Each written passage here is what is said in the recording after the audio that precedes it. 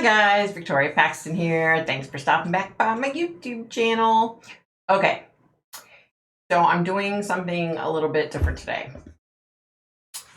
I haven't done an update on Letecia Stauch in a long time.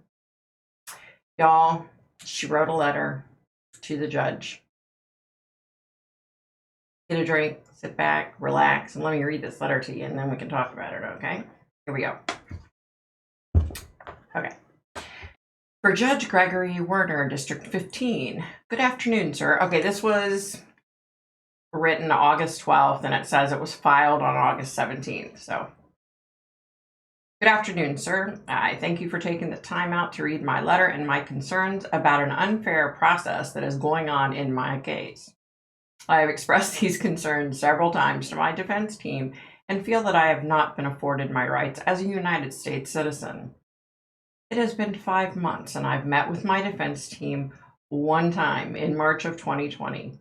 It is the middle of August. I understand this pandemic is unforeseen, but I don't feel I should be held unconstitutionally, denied access to my attorneys, have constitutional rights violated, and be abused in the process. First, as you know, there is over 30,000 and growing pages of discovery in my case.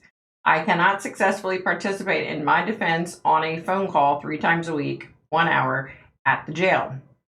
I have no way to view any videos, read any reports, review phone data, etc. I'm not an active participant in my case. I know that the jail is listening to my attorney-client calls, as on several occasions I commented about someone or something specific, and the jail immediately acted upon it. Yes, the world revolves around you, Letecia. Officers also wait outside the door, easy to hear, and sometimes a video camera is on at the TV near the phone. Sir, these things are a violation of my rights. In addition, I have no way to write things down, as I am always restrained with more times than not causing injury. Y'all, I'm just going to shut up. I understand you cannot tell the jail how to run their facility, you think? But I know that I can't ignore my rights being violated. Next, sir, I understand the 8th Amendment protects cruel and unusual punishment, and I know the Supreme Court says punishment can be just for the crime. However, I'm in a county jail, and I'm presumed innocent, not to mention I am innocent, and we will prove it. Y'all, don't even. I've been a pillar in my community in South Carolina. I have no adult record, never done drugs, and have a doctorate, which she almost spelled wrong, degree in education. I've proven myself as a responsible citizen and should not be subjected to the cruel punishment that I receive at CJC. Over 15 plus times, I have been abused in transport, ranging from injured ribs, not on my head, several ankle and wrist bleeding, bruising on my knee in my cell, loss of feeling in my hand several times. I've had to be on Ensure. Check this one out. I've had to be on Ensure 2 weeks due to the poison comments. And just recently on 8/11/2020, I received threats in my peanut butter because I provided evidence of not only my innocence, but evidence that will show who it was through my PI. As a result of this, I assume their runners use people in trusted positions in jail to send me threats in my food, and I'm terrified of what will happen next. Poor freaking baby. I don't know how I'm supposed to properly defend myself if going through this unfair punishment, being denied my constitutional rights, being denied access to my attorneys, being under scrutiny, causing daily mental disturbances, being restrained, causing injuries, being denied law library access, etc. This is not okay in a country in which our country prides itself on democracy, a country with a flag that got a hole in it at Flanders Field in World War I, one that turned blood red in World War II, or the one that got cut with a sword at Chancellorsville. She's so friggin' dramatic. Through all this, the flag stood. We raise her up every morning because this country still stands for freedom, perseverance, justice, and vigilance. And I know what Congress decided on June 14th, 1717, Flag Day, that it still rings true that not even the evil terrorists of, oh my God, you guys, I'm sorry. Not even the evil terrorists of 9/11 can take the American spirit away. However, I'm showing the same things the flag shows. Are you freaking kidding me? Valor, courage, purity, and innocence. To write to you to say, I do not feel like a U.S. citizen being treated this way in my beloved country. Y'all, hell. I'm not getting a fair process. I'm not getting represented properly, and I'll give the benefit of the doubt of a pandemic. But the other unjust treatment is not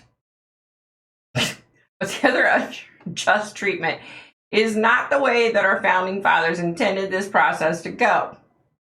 Not to mention, no pandemic, no terrorist attacks, no police riots, etc. can stop our country from being the greatest on earth, upholding the law and staying true to following one's constitutional rights. This is just the surface of my concerns. As you will see, they only get worse with illegal search and seizure. I was a victim of coercion, as it's mental and physical. Sir, you can tell I'm educated. Really, because I can't. I know Miranda versus Arizona, etc. However, a person cannot perform under this scrutiny, abuse, coercion, etc. And that's what has happened throughout this entire process. Besides, due to information from my PI, I don't even feel that El Paso has jurisdiction, not to mention the wrong individual. I reach out to you to let you know that I'm very concerned with this process because I know that you will uphold the integrity of this court. The judicial system that I know does not allow a person who is presumed innocent, and who is, to improperly defend themselves, to be subjected to daily abuse and Eighth Amendment violations, does not deny the Fifth and Sixth Amendment or speedy and fair trials, does not interfere with attorney-client privilege. Yes, I can tell you many situations in which I know they are listening.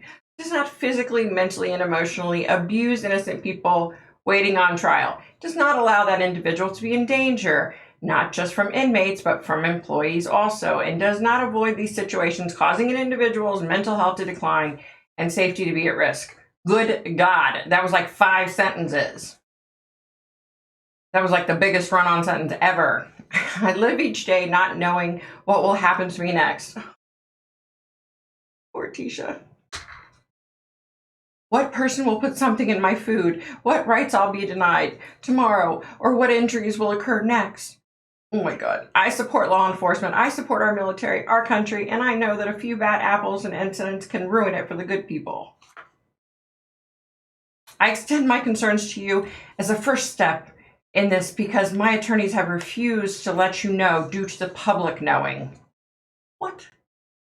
My life is on the line. I'm innocent and I'm ready to return home and use the doctorate degree, which she puts in EDD, doctorate in education, which I find hilarious, that I worked diligently for, and cannot do that if I'm not afforded those rights. If I'm fighting for my life daily, I'm clearly no threat to myself, etc. Again, this is just the surface of my concerns, and asked that something be done so I can get this behind me, move past this trial in life, forgive those who persecuted and afflicted me,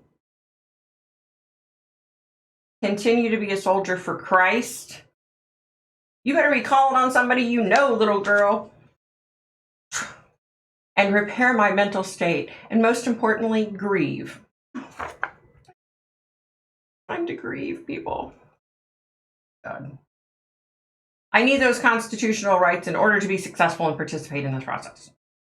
I'm a prisoner bound in chains. Oh my gosh, are you freaking kidding me? Like Paul said, but I know my Bible's not bound. I also know he appointed people in authority and to respect them because they are chosen to uphold the law. Oh, yeah. Let's see. She attacked, just keep my mouth shut. Please accept this as my letter of letting you know first, not going over the court's head and following the appropriate chain of command. Something has to be done, sir. Thank you. God bless Dr.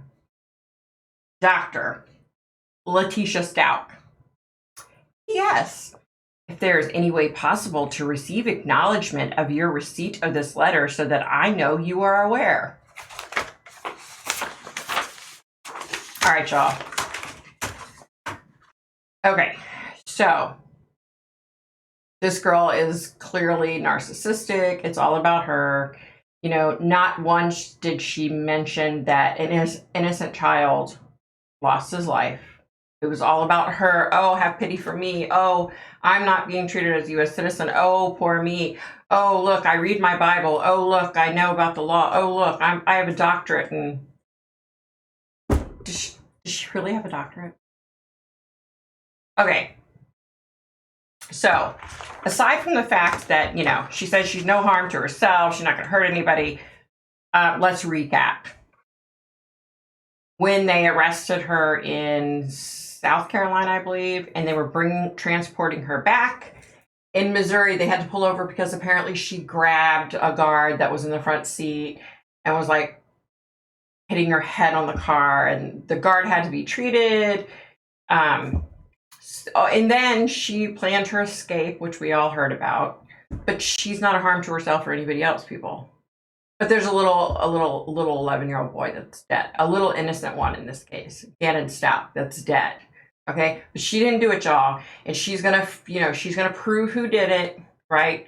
And she's gonna take the time to grieve that she needs, because she is the most important person in all of this. Okay, she's gonna take the time to grieve, and I'm sure she probably thinks she's going to forgive. What did she say? She's going to prove who committed the crime. Okay, so here's what I have to say. Aside from the fact that she's delusional, she's a narcissist, and she clearly has serious issues, here's kind of where I'm at with all of this, okay? I feel like a while ago, she started down a path, because in her mind, which is always working apparently, you know, because it's all about her, she started on a path of, okay, I could end up going down for this crap. So let me see, how do I handle this? And I feel like the way she started handling it was like, okay, let me start building my case that I clearly have mental health issues. And I think that's what she's been doing. Okay, I truly think that's what she's been doing. I don't think that her mental health is now, you know, degraded, that it's going, I don't believe that it's going downhill just because she's sitting in a county jail. You know what I mean? It's all about her. I mean, the pathetic thing is she's writing a letter to Judge Gregory Warner, right?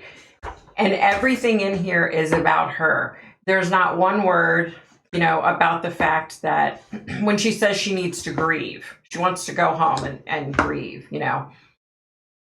It's not to grieve over Gannon being dead.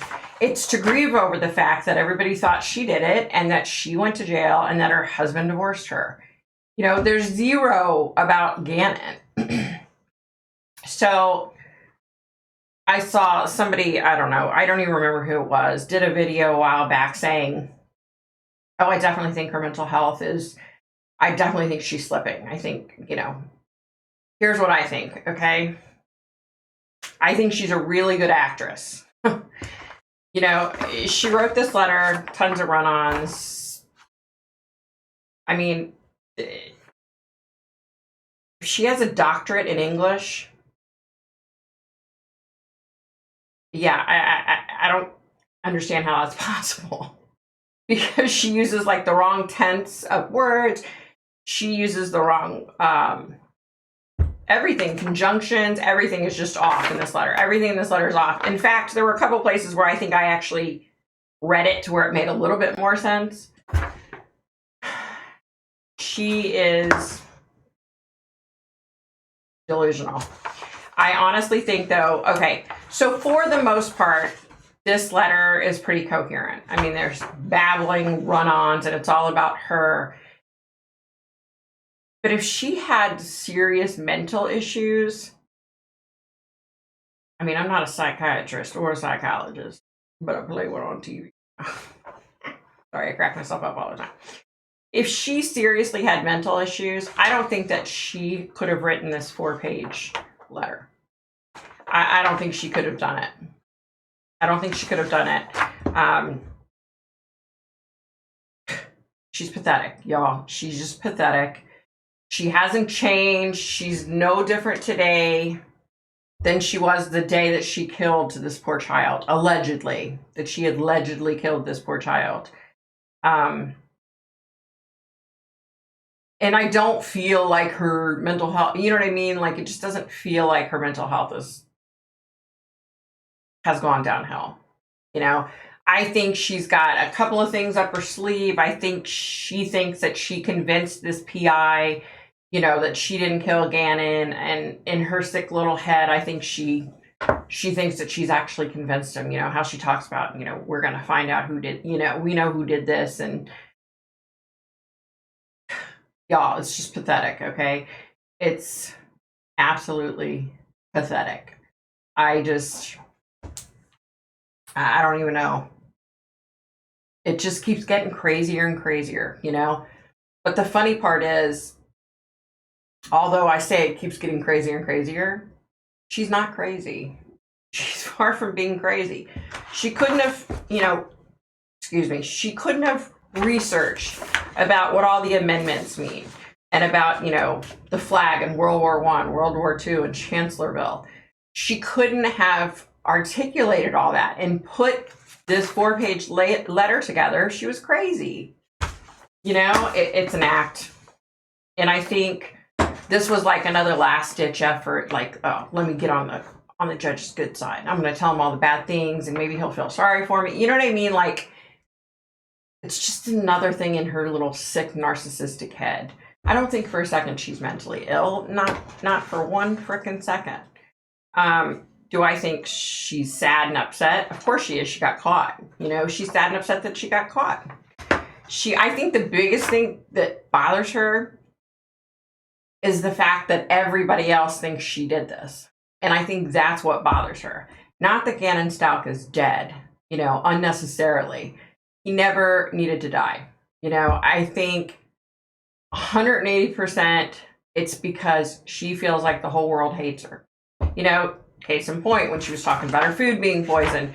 And I'm really curious to find out about this time where she had to have Ensure for 2 weeks because her food was being poisoned. And then they said that they were poisoning her peanut butter. You guys. She's a nut job, okay? And I don't mean a nut job as in she has mental health issues. I mean a nut job as in she's just a damn nut job, you know? And she's trying to fake, like, it's like she's doing two different things. She's trying to fake, like, oh, maybe they'll think I'm crazy. But then also, she puts this 4-page letter together. I don't know, y'all. I don't know. I just wanted to get on here and read that to y'all because I was just totally blown away when I saw it. I was like, this is unfreaking believable. Like, who does she think she is, right? It's just so frustrating. I'll tell you what, it's a good thing that I don't live out there. Yeah. I just feel so bad for Gannon's family. She's just, it's all about her. It's all about Letecia. All right, guys, be nice, be kind, stay cool, stay healthy, wear your mask, do whatever the heck they tell you to do. Let's all get along, you know, let's go out of our way to be nice to everybody, to other people. Even if you don't feel like being nice, be nice anyway. Smile, you know. Although it's hard when you're wearing a mask, it's hard to tell that you're smiling. Yeah. So that about does it for me. Bye, guys.